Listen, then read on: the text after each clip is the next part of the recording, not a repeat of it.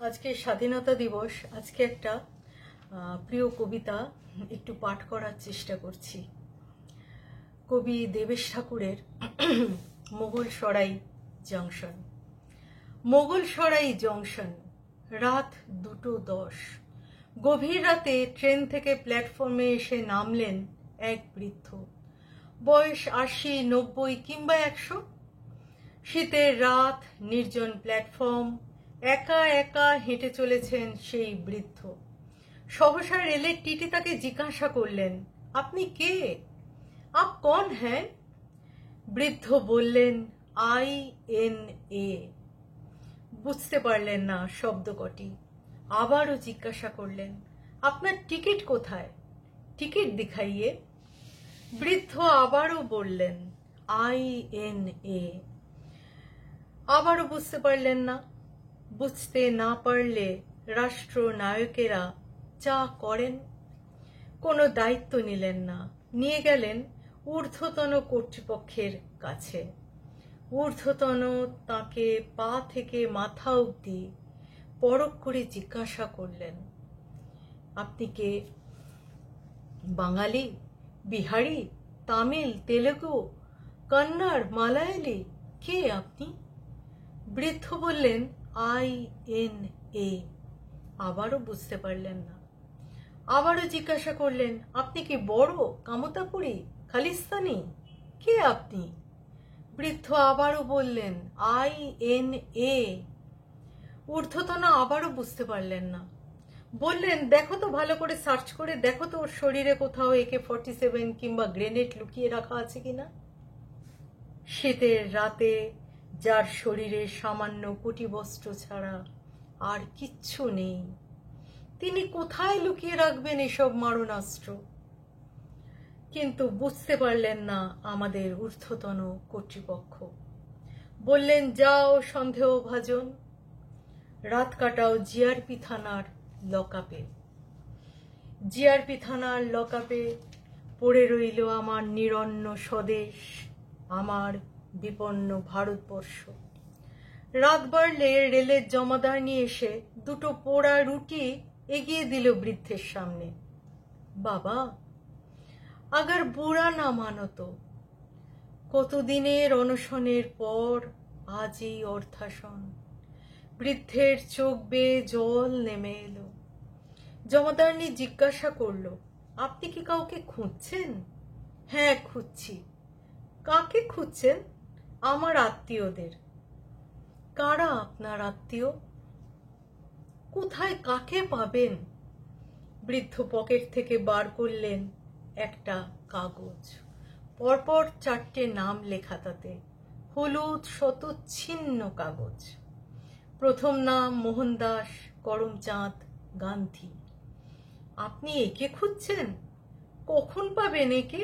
এই সময়? বড় দরকার, এই মানুষটিকে আজ বড় দরকার। মোহনদাস, তুমি না বলেছিলে হিংসা থাকবে না, রক্তপাত হবে না? আর একবার বলো মোহনদাস, আর একবার এসে বলো মোহনদাস, হিংসা আর থাকবে না, রক্তপাত হবে না। হিংসা, বড় হিংসা চারদিকে। আর আমার সর্বাধিনায়ক সুভাষচন্দ্র, তুমি যখন বলেছিলে দিল্লি চলো, আমি তখন তোমার কাঁধে কাঁধ মিলিয়ে হেঁটেছিলাম, তোমার কাঁধে কাঁধ মিলিয়ে যুদ্ধ করেছিলাম, তোমার কথা শুনেছিলাম, কি বিশ্বাস পেয়েছিলাম তোমার প্রতিটি কথায়। আজ আবার ফিরে আসতে পারো না তুমি?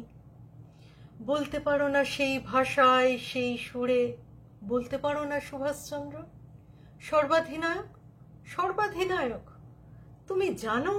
তুমি জানো আমি যখন লোকের সামনে বলি আমি INA, লোকে আমার দিকে কাদা ছোড়ে, অসম্মান করে, যেন আমি কোনো অসম্মানিত ভবিতব্যের শেষ প্রতিনিধি। নেহেরুজি 47-এ যেদিন উড়িয়ে দিলেন আমাদের দেশের পতাকা, জাতীয় পতাকা, আমি ছিলাম লালকেল্লার সামনে। আর মধ্যরাত্রে শুনলাম তোমার কথা, কি আস্থা পেয়েছিলাম তোমার প্রতিটি কথায়। নেহেরুজি, তোমার কথার পর প্রতিশ্রুতির পর বহু বছর অতিক্রান্ত হয়ে গেল। কই তোমার প্রতিশ্রুতি মতো সব মানুষের জন্য শিক্ষা, স্বাস্থ্য, বস্ত্র, বাসস্থান? এখনো কোথায় কাটায় বেশিরভাগ মানুষ তাদের দিনরাত্রির? ফুটপাতে। একদিকে মানুষের যক্ষের ব্যাংকে কোটি কোটি টাকা, অন্যদিকে বিপন্নতা, নিরন্নতা। কবে আসবে সে সুদিন? কবে কবে? এবার জিআরপি থানার লকআপের ফাটকটি খুলে দেওয়া হলো। বৃদ্ধ এক পা করে বাইরে বেরিয়ে এলেন। বেরিয়ে এসে দেখলেন চতুর্দিকে রেল লাইন, উত্তরে দক্ষিণে পূর্বে পশ্চিমে। কোথায় যাবেন? পথ কোথায়? কোথায় রাস্তা? সহসা রেলের জমাদার ছোট্ট শিশুপুত্র এসে তার হাতটা চেপে ধরল। আও মেরে সাথ, আও না, আও মেরে সাথ। কোথায় যাব? মেরা ঘর, হামারা ঘর। আমার ঘর, আমাদের ঘর? কোথায় তোমার ঘর? শিশুপুত্র দুহাত সামনে ছড়িয়ে দিয়ে বলল, হিন্দুস্থান। বৃদ্ধ দেখলেন পূব দিক লাল হয়ে আসছে, সূর্য উঠছে ধীরে ধীরে, তার রক্তিমাভ ছড়িয়ে দিচ্ছে নতুন আলো, নতুন দিশা।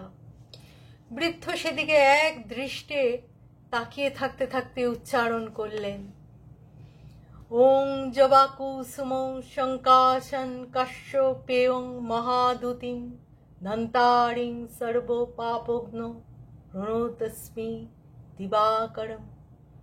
হে দীপ্ত দিবাকর, হে জ্যোতির্ময় রবি, আরো আলো দাও, আরো প্রাণ দাও, নতুন দিশা দাও। রবির কথা বলতেই মনে পড়ে গেল আরেক রবির কথা, যিনি বলেছিলেন মনুষ্যত্বের জয় হবে, মানবতার জয় হবে, ভারতবর্ষের জয় হবে। সে জয়ের ধ্বনি শোনা যায় দিকে দিকে। হবে জয়, স্থির বিশ্বাস। মনুষ্যত্বের জয় হবে, মানবতার জয় হবে। শোনো সেই জয়ধ্বনি, শোনো সেই জয়বার্তা। হবে জয়, হবে জয়, হবে জয়। আসলে কবিতাটিতে যে বৃদ্ধের কথা বলা হয়েছে, উনি যৌবনে আইএনএ তে যুদ্ধ করেছিলেন নেতাজির নেতৃত্বে। এখন তার বয়স হয়ে গেছে ৮০, ৯০ কিংবা ১০০, কিন্তু তিনি সেই ৪৫, ৪৬, ৪৭ থেকে এখনো বেরোতে পারছেন না। তার মহাবিস্ময়ের কথাই এই কবিতা। নমস্কার, সবাই ভালো থাকবেন। শুভ সন্ধ্যা।